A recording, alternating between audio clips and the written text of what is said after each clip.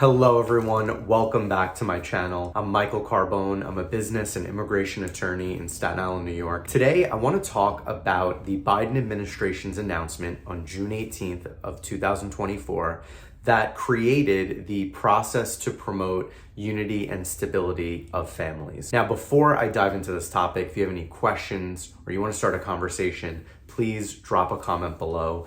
Otherwise, if you'd like to set up a formal legal consultation with me, visit us at carboneattorneys.com. We have a button in the top right corner of our website. Click it, fill it out, and we'll get back to you as soon as possible. So on June 18th of 2024, the Biden administration announced the process to promote unity and stability of families. And essentially, this is creating a parole process for undocumented spouses and stepchildren of US citizens. So the purpose of this video is to go over what we know so far about this program and what we're still waiting to learn more about. So what we do know is there are some standard eligibility requirements. Those are as follows. So you need to have continuous residence in the United States for the last 10 years. So that's from June 17th, 2014 to June 17th, 2024. Next, you need to have been physically present in the United States on June 17th, 2024.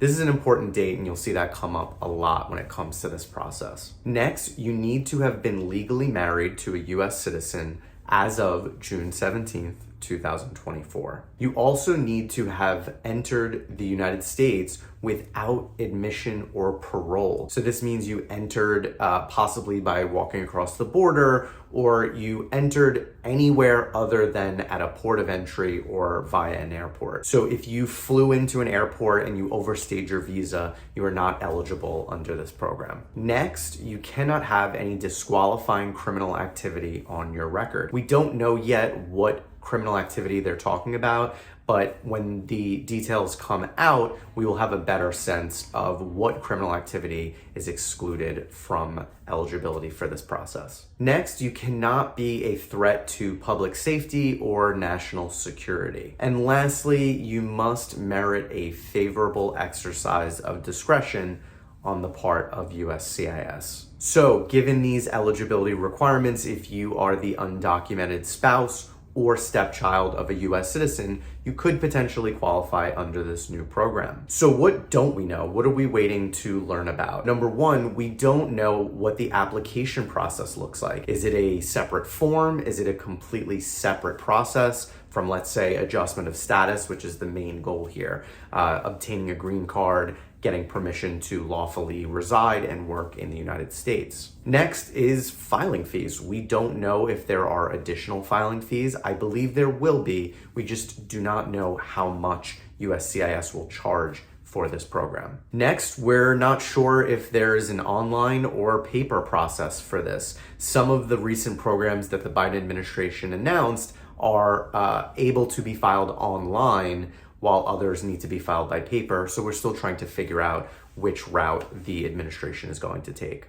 And lastly, we don't know when this process is actually going to start. Now, there are some conversations about potential litigation that may come up. However, the Biden administration has announced that this should launch by the end of the summer. I expect more information to come out in August, in September, and most likely this should start presumably sometime before Labor Day. Most importantly, be on the lookout for immigration scams. So people are very vulnerable right now, and there are a lot of individuals and organizations that are going to try to exploit and take advantage of you. Anyone that claims that they can file under this new program now is not being honest with you. There are no procedures, there are no forms, nothing official has been made available to the public that would allow anyone to file under this program yet. So be cautious. It's really important that you are not misled here in this situation. Right now, this is for educational purposes. Obviously, once we know more,